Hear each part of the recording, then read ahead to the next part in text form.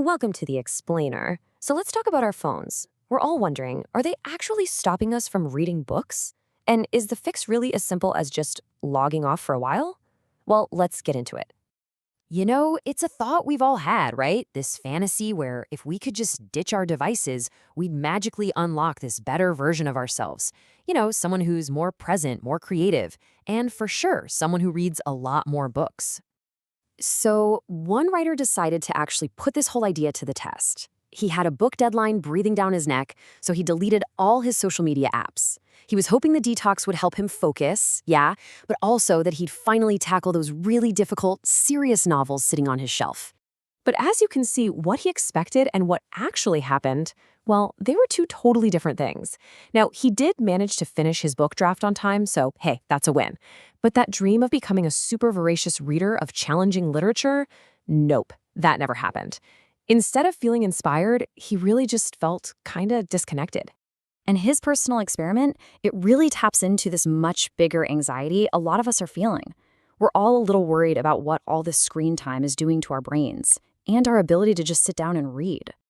And here's the doomsday scenario people talk about. Basically, in a nutshell, we're so hooked on the quick dopamine hits from social media that our brains are losing the muscle for deep, focused reading. And the scary part is, the numbers, well, they seem to back this idea up. For starters, get this. A recent survey found that only 1 in 5 kids reads for fun every day. That is a historic low.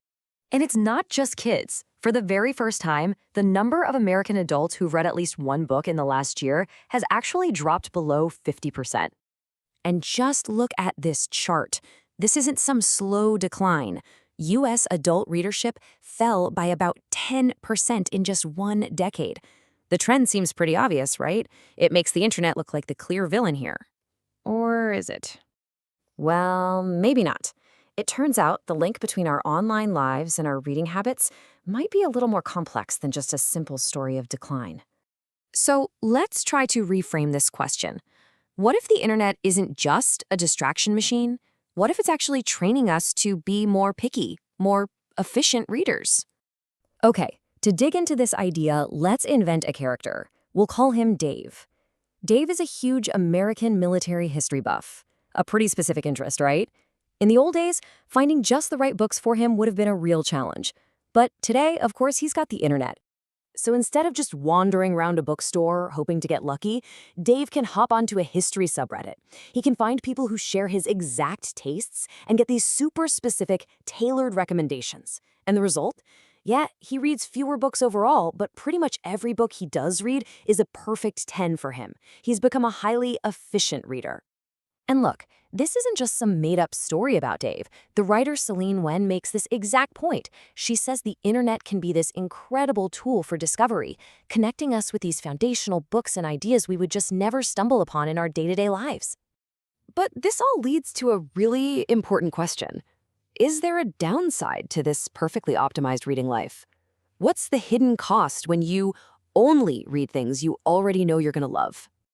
So let's compare Dave's super efficient online method with something a lot messier, a good old-fashioned book club. A book club forces you to read stuff you'd never pick up on your own. It's not efficient, and sometimes, honestly, it can be frustrating, but it jolts you out of your comfort zone. It gives you what the source material calls rockier mental terrain to climb.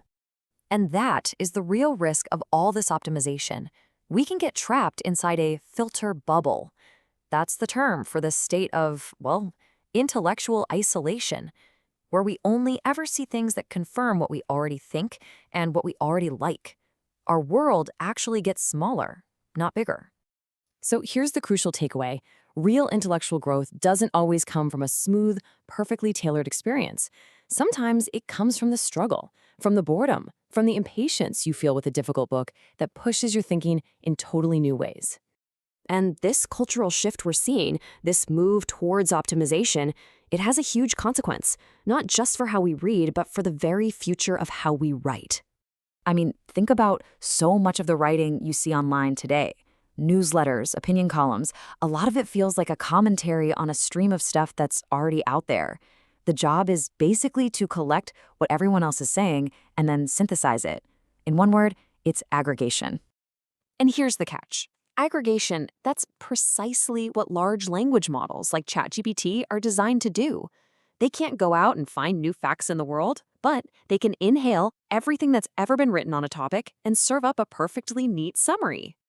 So, if we keep valuing aggregation over genuine originality, if the kind of writing we reward is the kind that just synthesizes instead of creates, we are, in a very real way, training ourselves to write exactly like the machines that might just replace us. Which leaves us with this final, really provocative thought to chew on. In a world that is obsessed with efficiency and perfection, how do we protect and grow the messy, the inefficient, the surprising, the beautifully human parts of our own creativity? What's the real value of taking the rocky road when a perfectly smooth path is always just one click away?